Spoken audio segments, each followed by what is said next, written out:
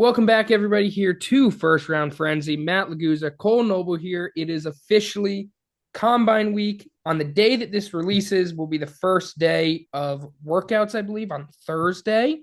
So we're getting into it, ready to go. This is another positional rankings. We're doing tight ends, linebackers, and safeties. We'll go through our top fives, have a little discussion. And Kole, as always, we're going to start off with you first. How we doing? And excited to get ready for these workouts this week. Yeah, I'm excited. We talked about the preview that came out on Monday. So it's good to break down some of the top people that we could see competing this year at the Combine, trying to post some good scores and hopefully get on some teams' draft radars and move up some teams' draft boards. And also, we saw a lot of insights. And this is back on Tuesday when the head coaches and GMs were talking. That was an exciting day. Hearing and the nuts and bolts of the people that are running organizations, what they're looking for in the draft, and also free agency, which comes before the draft for the NFL. So that always sets the tone for what teams still need going into the draft. So yeah, an exciting week as always so far. Yeah, and as mentioned, we're recording this on Tuesday of Combine Week. There is a lot of physical gems in these three position groups that we're talking about: athleticism, great size. So this is where we have them right now. If one or two of these guys have big Combine weeks, a lot could change. But Kole, we're going to start with you. You're going to give us your top five tight ends. Then I'll do the same. But just keep in mind, this could change once we get into our big board or our mock draft 2 weeks from now. So we're going to start off with tight ends. Kole, you're up first. All right, my number one is Mason Taylor. I think Mason Taylor is still young, has a lot of room to grow. Did I say my number one? You said number one. I think you meant number Oh, five, right? number five, number five. I Yeah, was starting like, it from whoa. five, going to one. That was just I put them in order, five to Yeah, one, yeah. going down. So I saw the first one on there. Number five is Mason Taylor. Yeah, like I said, he's young. He still has a lot of room to grow into his game, but I think this guy's an absolute chain mover. You look at the tape, all of this, not all of them, but like 90% of the time his catches are going for first downs or touchdowns. I mean, this guy moves the chains. I think he still has some, route running improvement he can do, some strength improvement he can do. That's what makes me have him at five. I know some people like putting him in the top three potentially, but for me, I think that he still has some room to get up there. But high ceiling player. My number four is Harold Fannin. I like his game as an insane vertical athlete. The mismatches are incredible with a guy of his size. And I think he's just more of a power slot in my opinion, which keeps him at three for me. But just the athleticism, being able to move up into that second and third level of a passing attack is incredible at that position. It's kind of rare. You don't see it from a lot of tight ends, so that's going to put him on some teams' radar at number four for me. Though number three, I have Elijah Arroyo. I think he's a do-it-all player. I talk about the athleticism that Harold has, but I think Elijah is, limitless in terms of where you can use him in an offense. You can use him in the slot, you can use him out wide, you can use him in line, you can even use him as a wing back. I mean, he's played it in the backfield too, within that offense in Miami. So another very athletic guy. He had a senior role knee injury, which sucks. We're not going to see him at the combine, but hopefully by pro day, can get those medicals cleared up and we can see him on the field before the draft would be good for his stock. And I think that we're both going to have the top two guys at one and two. It just depends on where you're going to have who's at one, who's at two, but two very different guys. Colson Loveland is my number two. I think that's kind of a common ranking at this position, but as a gifted pass catcher, he is incredible. But I think he lacks the inline ability and the blocking potentially. But more, I don't see him as a power slot. I think I see him more as just an even bigger X wide receiver in terms of how good this guy can be as a pass catcher. His route running is ecstatic, and I love what he can do in a passing offense. But the run game potentially a little bit lacking with him at the tight end position. And number one, Tyler Warren. Yeah. I think he's the most complete offensive weapon in this entire class. His versatility in the run and the passing game as well is really good. A very good run blocker. And I mean, he's going to do whatever you want him to do on offense at a high level. And it's easy to see why this guy is going in the first round for sure. Yeah. And all right, so my list is a little different, which is good. I've got one name that you didn't have in there. We're gonna start off with number five for me. This was difficult for me. I've kind of been switching them back and forth on which is kind of going to be this number five. It's between Mason Taylor and Harold Fannin Jr. And I ended up going with Harold Fannin Jr. just because I like his versatility a little bit more than Mason. He's got good height, he's got good ability in the blocking game as well, which even though it does need a little bit of development there. But I mean, he had 1,500 yards receiving this past season at Bowling Green, which is absolutely ridiculous. Even though the competition might have been a little worse and he might have been getting fed the ball a lot, but he's a physical beast. And I think Mason Taylor is nothing to be shied at. I personally think there could be 7 or even 8 starting tight ends that come out of this tight end class. So there's a lot of talent here, but pretty much for the same reasons why you had Harold in your top 5, I have him as well. Now, my number 4 is Elijah Arroyo. Elijah Arroyo is maybe the most physically gifted in this entire class at the tight end position, 6'4", 250, extremely athletic. We saw him absolutely dominate at the one-on-ones at the Senior Bowl. He didn't have much production in his first 2 years at Miami, but really took off this past year with Cam Ward as his quarterback. I think, he's a mismatch machine. He's going to be a guy that's going to go up against linebackers and absolutely destroy them. So really like his ability there in the game. At number 3, this might be a little biased, all right? But I really like this guy, and it's Gunnar Helm out of Texas.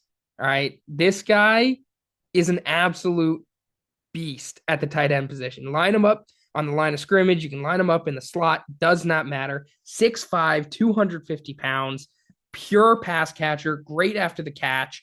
I mean, he's got everything that you need in a tight end.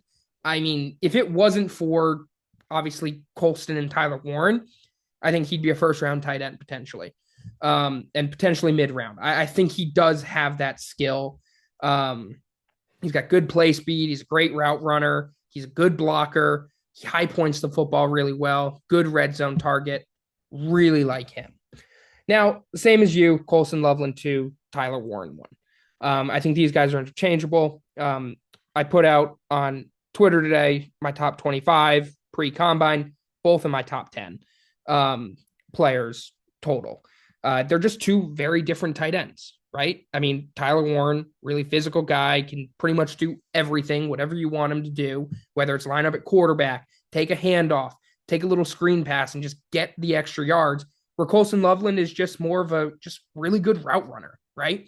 He's going to line up in the slot, most likely off the line of scrimmage, and he's just going to route a linebacker up, route a safety up, and he's going to make plays. That's what he does. Whereas I think Tyler Warren, why I have him above, is he can just do anything you want. He is a Swiss Army knife in an offense, right? Which is why there's been so many mock drafts mocking him to the Denver Broncos if he gets past the Colts at 14, right? Everybody thinks he's the perfect player for Sean Payton in that offense. So we'll see what happens. I've seen a lot of people have Colson Loveland over Tyler Warren. Most people having Tyler Warren over. I mean, I don't think you can go wrong here. I think both of them are great players. Just what do you prefer out of the position? What do you want? And that's what it's going to come down to. Yeah, it's definitely a preference thing with Tyler Warren and Colson Loveland, 2 very different players at the same position, and it's a weird position too. You don't really see. I mean, we've been lucky the last couple of years with the tight end talent that's come out to be first round picks. I mean, Brock Bowers, Michael Mayer, I think was a second round pick, but then you have Yeah, Kyle he was Pitts second round too. pick. Yep. Yeah, so like really highly drafted tight ends, and potentially seeing 2 in the first round this year really tells the full story of the top end talent at this position this year's class.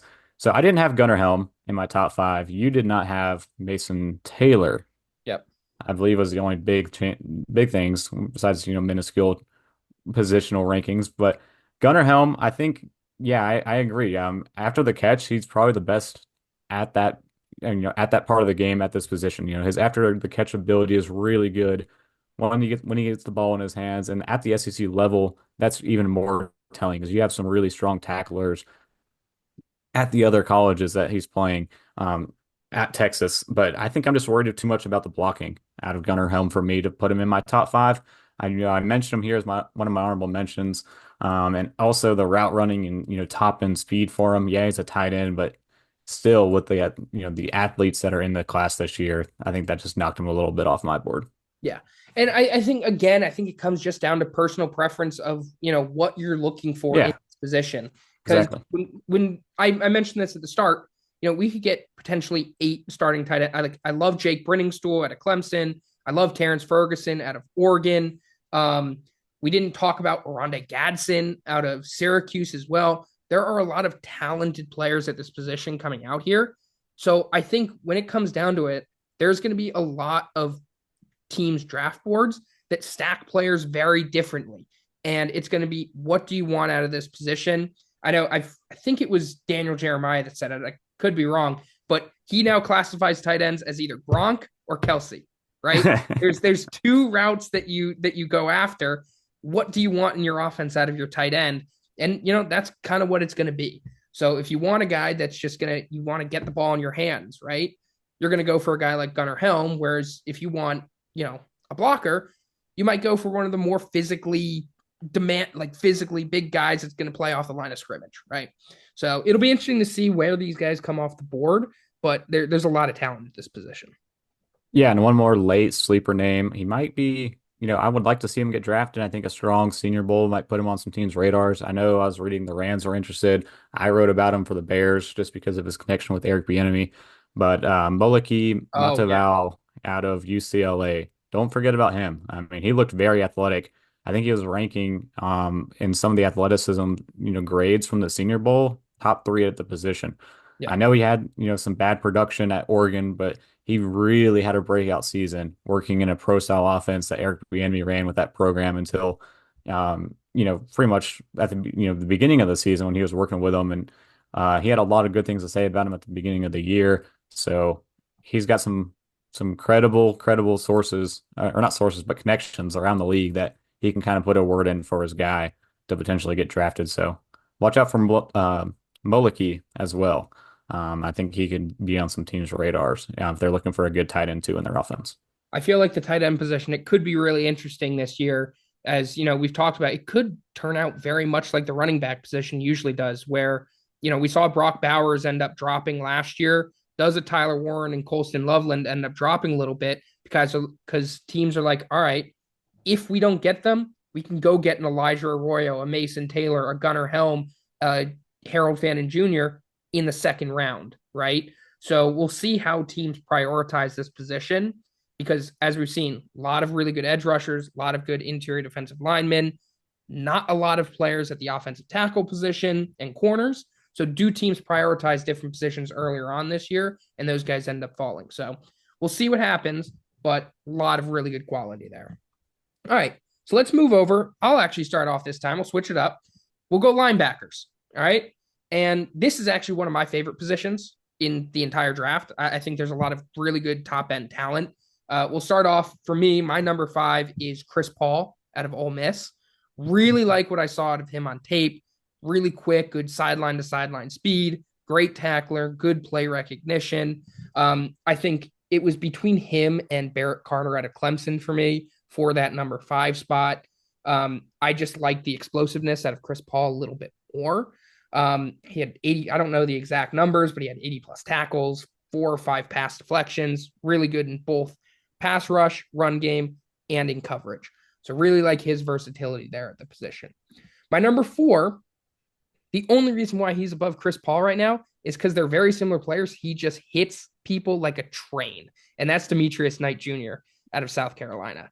This guy looks like he's shooting out of a cannon when he crosses the line of scrimmage to go make a play. I mean, I was watching just some more tape last night just to kind of like refresh my memory on some of these guys. Oh my God, some of the hits that he lays are ridiculous. So really like him. I mean, a little on the shorter side at 6'1", but 246 pounds, really physical player.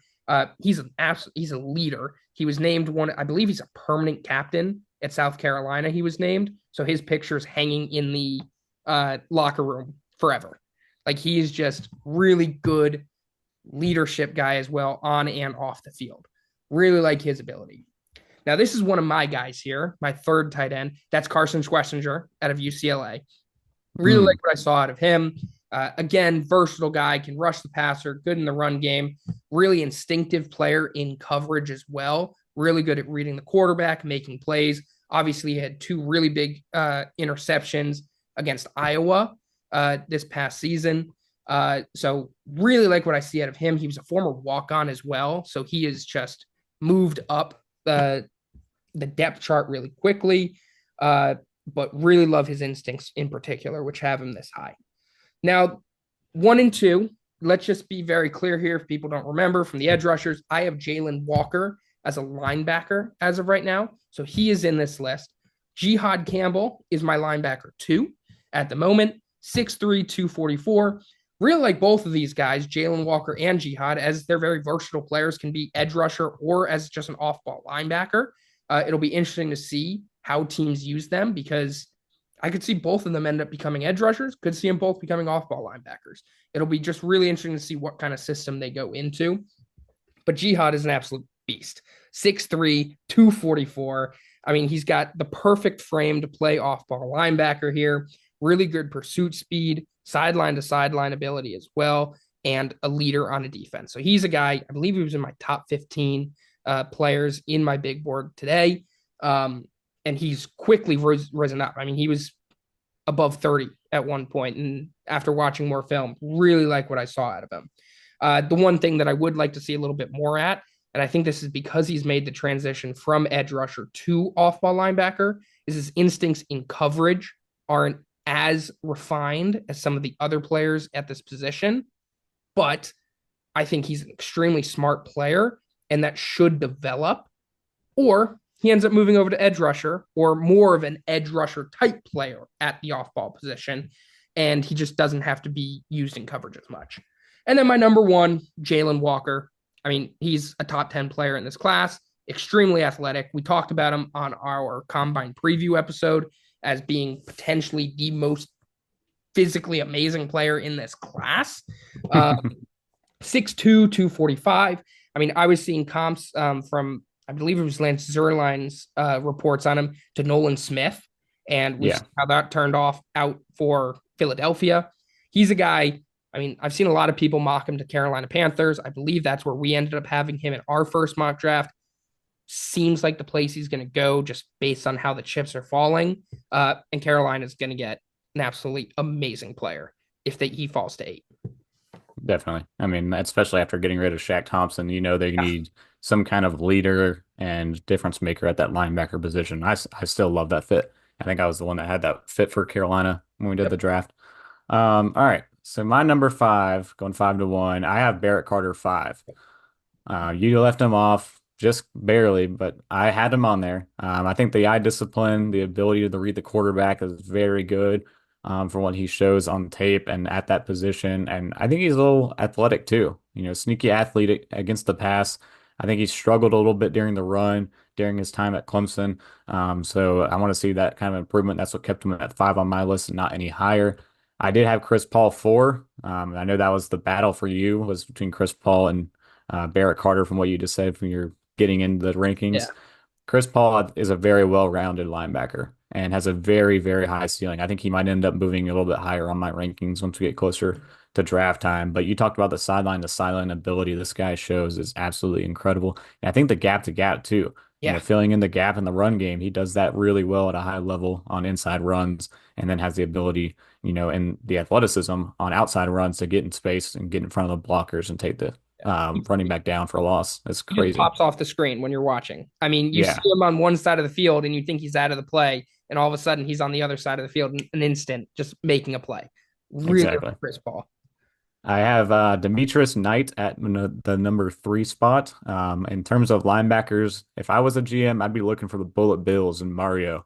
I mean, the guys who are going to have that mean face and coming at you and going to lay the boom on you. Demetrius Knight does that. Very physical, strong tackler, like you were talking about. I think he can be a little over aggressive, and I think this is where I want to see. I want to look back at him again and see how big of an issue that actually is in his game, because that might move him from 3 to 4, and where I move Chris Paul up the list here. But right now, just the plays speak for themselves. I mean, the pops he gets on the ball carriers is incredible and knocking people out left and right. Number 2, I had Jalen Walker too. Just because I don't know where I want to put him yet. I did have him ranked in our pass rusher category. I'm going to have him too as an off-ball linebacker. in terms of that position, just because I think his explosive first step's insane. We talked about it rushing the passer. And I think he's really good in zone coverage, but as an off-ball linebacker, I want to see what he can do in man. And that's the difference of what's keeping him out of that number one spot at this position. But either way, he's going to be, you know, in my opinion, should be one of the top picks in this year's Oh yeah. class. And we talked about being a top 10 pick. We'll see if that holds true or not. But number one, I do have Jahad Campbell as my number one. I think he's still has the ability to play off ball or not off ball, but play as a pass rusher. Yeah, outside linebacker. But I think he's got some crazy pass rushing speed that correlates at the same time in coverage. And his long arms is key. I mean, the pass breakups this guy was having in coverage, that's going to correlate very well at the next level. And, once we get the combine numbers for him, very eye popping once we see his arm length and wingspan at that position. So I had Carson off my top five. Yep. I agree with what you're saying. He's a relentless motor. I'm worried about the strength and size correlating at the next level for him. But I know you're really high on, but you had three or four? Three. Three. Three. Yeah. So I just think that's the two issues for me looking at it that kept him off my list compared to these other guys. I like Barrett Carter a lot in terms of his ability to read the quarterback and play against the pass. And that's kind of what put him on my list and Carson off my list compared to what you had. Yeah. I mean, other than that, I think the list was very similar. I mean, Barrett Carter, again, as I said, he was going to be my linebacker six, right? Hmm. So I think we're kind of on the same page here with kind of like the position as a whole. There's a lot of value at this position as well. I mean, when we talk about some of these other guys in this class, I mean, there are going to be guys that end up going on day three that are going to be really value picks for some of these franchise. I mean, we're talking about Shamar Jones out of Florida. We're talking about Samil Mondon out of Miami, I believe it is. And then obviously I had Barrett Carter. There's a lot of players at this position that I really like. Danny Stutzman out of Oklahoma was another guy that I was contemplating kind of in this second half of my list. So a lot of really high quality players here at this position. I think it's kind of been a little bit underrated just based on the love that the edge rushers and the interior defensive linemen get from this class. So definitely take a look at some of these guys when you get a chance if you haven't, because there's some beasts here that are going to lead a defense one day in the NFL. Yeah, and it looks like a very similar class outside of Jalen Walker, where it's going to be a lot of day two selections at this position. That's how it was last year. Trayvon Wallace, Junior Colson, Edgerrin Cooper, all day three guys, Teron Harper And as all well. big impact players as well for some Yeah. playoff teams. Hmm. So those are going to be that range again, I think, with this year's class. I don't know if that's, yes, it's another top heavy position, but in terms of value and where teams are going to start taking these guys off the board, it's mostly going to be, I think, some day two selections. All right, so let us move on to our third and final position of the day, and that is safety. So, Kole, we'll go back to you. You'll start off. Okay. Who are your top five safeties of the 2025 NFL draft?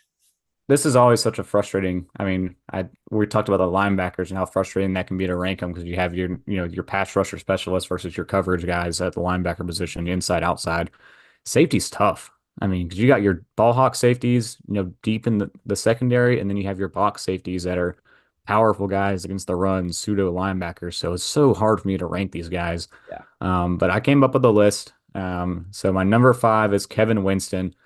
And I hated putting him at five because I think he has the best range out of all the safeties in this year's class in terms of the deep coverage range in the secondary. But I also think he can be a tone setter. And the thing that really left him, down the list here at five was the torn ACL Yep. back in September. The medicals on that are going to be tough. It was partially torn. You try to play through it. Next thing you know, he's out for the year. It doesn't look good, and we'll see. I mean, luckily, it was an early ACL injury in September, so he can be back by training camp more than likely. But still, something medical wise, he's going to have to look at and answer for with teams before the draft. And then I got his teammate at number four in Jalen Reed. Another, I think he's very versatile. He's aggressive, and the difference between him and Kevin Winston.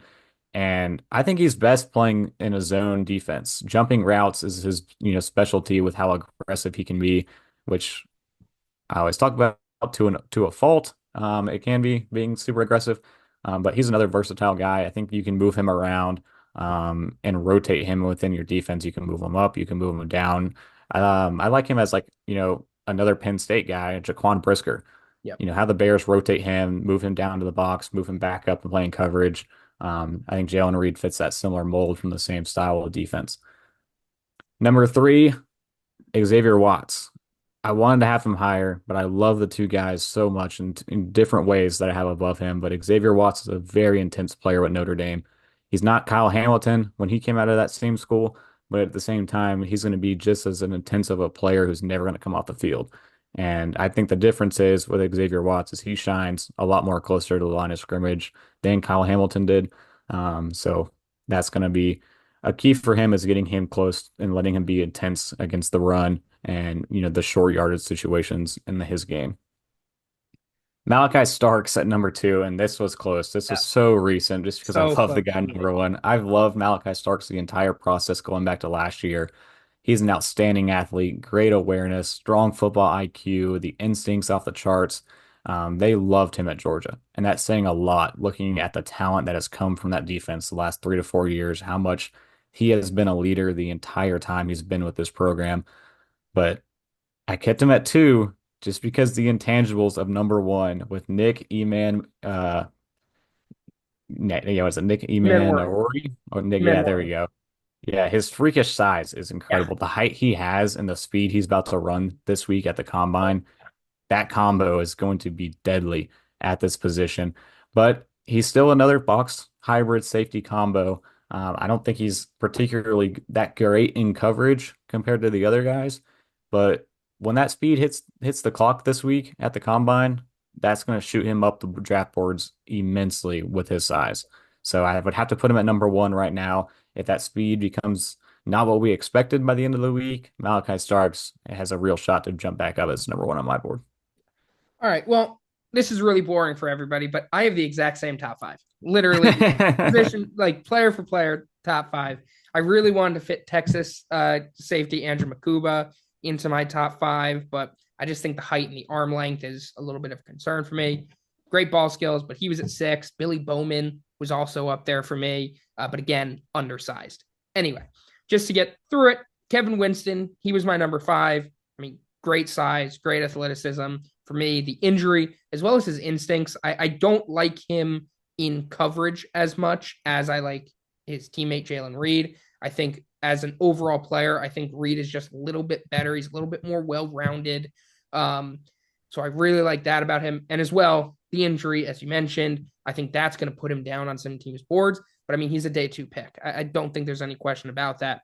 His athleticism is ridiculous. It's got great size for the position as well, which, as I was just mentioning with some of the guys just off my board, size was an issue. So, really like him there. Jalen Reed, also out of Penn State, great guy, versatility to line up pretty much anywhere on the field, great in run support, good instincts. I think the top end speed can be a little bit of an issue, but the way he plays, I don't think it's really much of an issue. He's going to be a really physical player, good explosiveness as well. So I think that shouldn't really be an issue for him. Now, the top three, I love all of them. Like there, for me personally, there's a gap between 4 and 3 that there isn't as big of a gap with the other three players. I think Yeah. Xavier Watts is kind of being like thrown under the radar just because of how much hype Malachi Starks and Nicky Matt Warrior are getting. But I mean, he led that Notre Dame defense during the playoffs. I mean, he won Hmm. player of the game in the semifinal. He is an absolute beast on that defense, great at calling coverages, good instincts, ball hawk, can give a big hit as well. So freak athlete. Again, I think top end speed could be a question mark, but very similar to Jalen Reed, I don't really think it's that big of an issue with the kind of style of football he plays. So I'm not really concerned with that as much. Have him at 3. And same as you, I've loved Malachi Starks from the beginning of this process.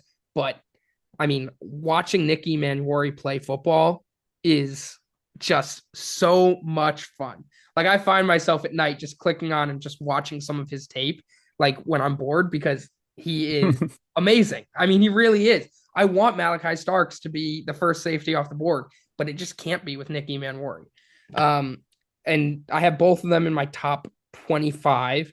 I believe Nicky Manwari is close to 15, if I remember correctly, actually. He's really high up there for me. But Malachi Starks, I mean, again, good size, really good athlete, hard hitter. He extremely smart for the position, calls out coverages really well, is able to communicate with the rest of the defense. He's a leader out there, hard hitter, but I mean, he's an absolute beast. And then Nicky Manwari, as we mentioned, I mean, 6'3, 227. Love to see what the actual combine measurements are going to be this week. Really good in coverage, good ball skills, physical hitter. I mean, you can pretty much match him up against whoever you want. Really like his ability, and I mean, he's one of my favorite players in this class. So really excited for those top three guys at this position. Yeah, and what's interesting between Starks and E-Man Mori is that Mel Kiper had both of them in his mock draft, Yep. both in the top 32 selections. I mean, he had Nick going to the Ravens at 27 and had Malachi, I think, all the way up at 14. Yep. To Yeah, the 14, Colts. Yeah. 14 to the Colts. Yeah. So we'll see if both those guys, I think both of them are going to be freaks. And I Yeah. think they're going to have a freakish combine in terms of what Malachi Starks can show off with his athleticism. And then Eman Rory, where we talked about that rare blend of his size and speed combination. Um, just one that was off my list. And I'm surprised you didn't have him because it was one of your Longhorns, but Andrew Makoba. Yeah, he was my number six. It just Oh, okay. size. It's Yeah. just undersized for me. That's the only and the Yeah. arm length. I think those are the two big things for him, but I really liked him. Yeah, he's a great athlete, and I think he's a really good ball hawk. But I think he's like a cornerback size, and it's hard to put him in the NFL in the middle of the field trying to guard some tight ends, getting involved in the run game at the NFL level. But if he can load up and get his frame up between now and April, and then April into training camp into the season, he could be a good player as well. So he was at my sixth. I just like to see more out of him once we get closer to where he gets selected and getting on the field at a NFL level. Yeah. I wasn't very happy that Mel had both of them in his mock draft because I would give anything for one of them to drop to the Jets in the second round. I would give anything because we need a safety badly and we're not drafting them at 7. So anyway, again, I think all three of these positions are, really solid, especially at the top end. I think there's a lot of players that can make an impact, and we're going to see. I mean, there's probably, if we're counting Jalen Walker as an off-ball linebacker, there's 2 at each position maximum that are going in the first round. Yeah. Everybody else is going to be available day 2. So this isn't a position where, there's a chance we don't see Jihad Campbell in the first round. I mean, there's Hmm. a chance we don't see Nick Emanwari or Malachi Starks. I think one of them are going, but there's a chance we don't see one of them. And at tight end position, we're going to see both of them, but the other guys are absolute studs. So Yeah. How soon do they come off after the exactly. top It'll two? be interesting to see how teams value, first of all, the top 2 that we talked about in each of these positions and Yep. how high they end up going first round or if they do. And then once we tick into day 2, how early do we see these guys come off the board? Because, there's going to be plenty of edge rushers still available, plenty of interior defensive linemen available. But do we start seeing, with, if the Browns draft Cam Ward with the second overall pick, do they go and get Elijah Arroyo with the second pick in the second round? And then all of a sudden, do all these tight ends start coming off the board? Or if Chris Paul gets selected in the beginning of the second round, all the linebackers start coming off the board. So it'll be interesting to see kind of how this position goes, because I feel like once you get into that day 2, once one of these guys go, everybody's going to want to get their guy. So it'll be interesting, but there's a lot of talent at these positions. Yeah, I think this is going to be one of the better second, third rounds we might ever see. Oh, yeah. I mean, because we talk about the D line talent, there's the O line sleepers that are available day 1, day 2, and it's crazy because it's in such a bad QB year. Usually, when you have the QBs going so early, and it messes things up, and then you find good value in the second round. But this year, it's like you have no real QBs at the top of the draft and none in day 2, pretty much that I would consider taking off the board.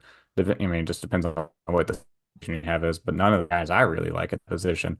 So all these guys and the defense that we talked about today, and the defensive line, it's going to be a very rich day 2. Oh, And yeah. teams like I think maybe the Bills and then the Bears, who have like more like three or more day two selections, they're sitting really pretty in this year's class. I'm really interested to see, we've been hearing a lot of conversations about, the Titans, the Browns, and them trading back potentially, right? Are you looking, if you're those teams, are you saying, all right, let's trade back and get a first round pick next year so that we can get a quarterback in a draft that's really like has a plethora of really good quarterbacks potentially? Or do you go and get an extra day two pick this year and go fill out the rest of your roster, right? So it'll be interesting to see what the strategy is there. Do we see a Patriots trade back from number 4, right? And potentially get some capital for day 2? Do we see the Jets trade back if they don't like what they see there and get some capital for day 2? I think there could be a lot of potential trading back in this class. Do the Giants trade back if both quarterbacks are gone? Do they trade back to try to do something? So it'll be interesting. But we've been hearing it for the past couple weeks. 20 to 60, 20 to 75. That's the heart of this draft. And there's going to be a lot of really impactful NFL players to come out of it. Yeah, there's definitely truth to that, and it makes sense after all the guys you talked about the last, couple weeks. Yep. All right. Well, that's it from us here. Monday, we will have our recap of the combine. So everybody enjoy the workouts. It should be really exciting. Then after that, we've got 2 more positional groups, running backs and quarterbacks. And then I haven't decided the exact order we're going to do this yet, but we're either doing our second mock draft or we're going into our big boards. They're going to be the next 2-3 episodes after the positional groups. Haven't decided the exact order yet, but that's what we've got exciting coming up. So, Kole, thanks as always, and enjoy Combine Week. Appreciate it. You too. All right.